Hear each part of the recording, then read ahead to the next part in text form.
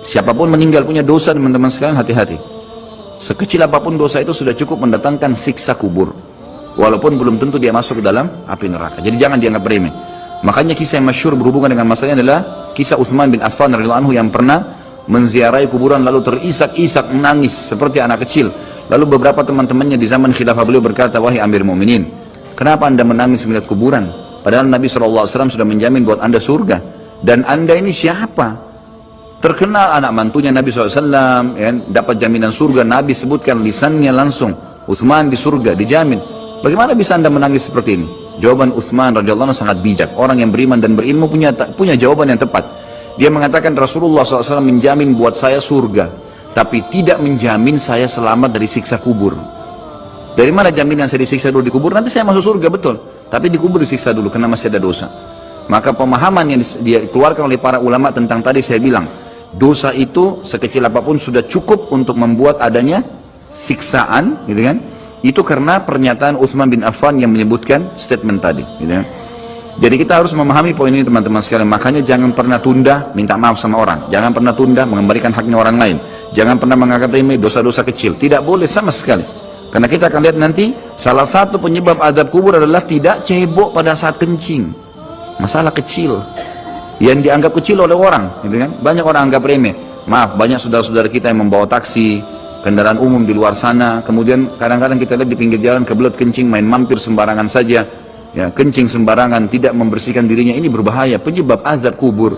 Kata ulama, kalau kencing saja itu sudah menjadi penyebab, bagaimana dengan buang air besar? Bagaimana dengan orang junub tidak mandi? Bagaimana dengan hal-hal yang lebih besar lagi, gitu kan?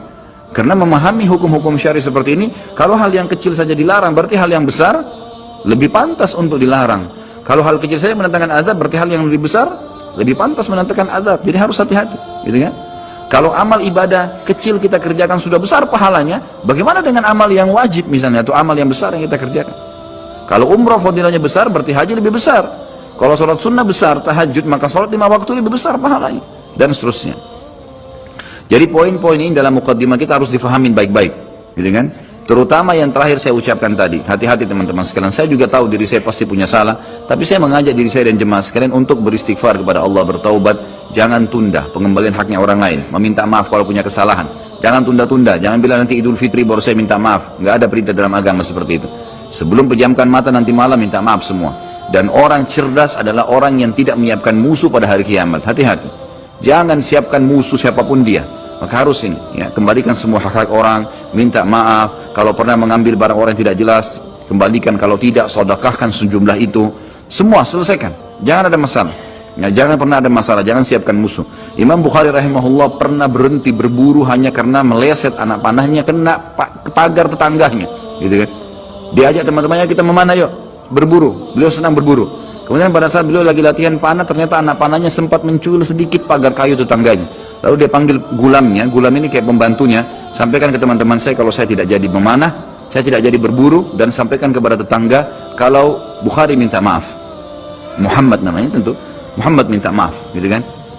Sampaikan dan siap mengganti pagar yang rusak itu. Begitu pembantunya Imam Bukhari datang ke tetangga tersebut lalu berkata, ya, Syekh Imam Bukhari menyampaikan maaf karena pagar anda tercuil, diperlihatkan. Lalu tetangganya tersenyum dan berkata, jangankan pagar saya, rumah saya semua buat Imam Bukhari. Saya tidak perhitungan dengan masalah itu.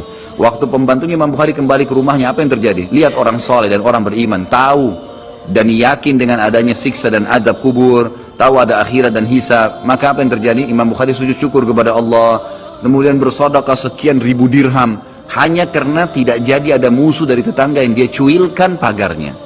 Coba teman-teman, berapa banyak sendal yang ngantung injak? Hah? Berapa banyak air yang kepercik kena orang lain? Berapa banyak ini, berapa banyak itu? Berapa banyak yang kita anggap remeh mengambil karena teman punya dan seterusnya. Ini hati-hati, jangan siapkan musuh hari kiamat. Azab kubur datang kepada siapapun yang masih punya dosa. Dan dosa ada hubungannya dengan Allah subhanahu wa ta'ala, ada hubungannya dengan makhluk. Kalau berhubungan dengan Allah azza wa jalla, kita bertaubat kepada Allah. Allah maha pemurah, dia akan terima taubat hamba-hambanya asal ikhlas. Tapi dengan makhluk nggak bisa, mencuri, menggunjing, memfitnah, ya, mengambil, memakan, ya, merusak namanya orang lain, ini nggak boleh. Ini harus selain taubat kepada Allah, meminta maaf kepada orangnya. Nah, ini tidak boleh ditunda ini. Nggak ada gengsi di sini.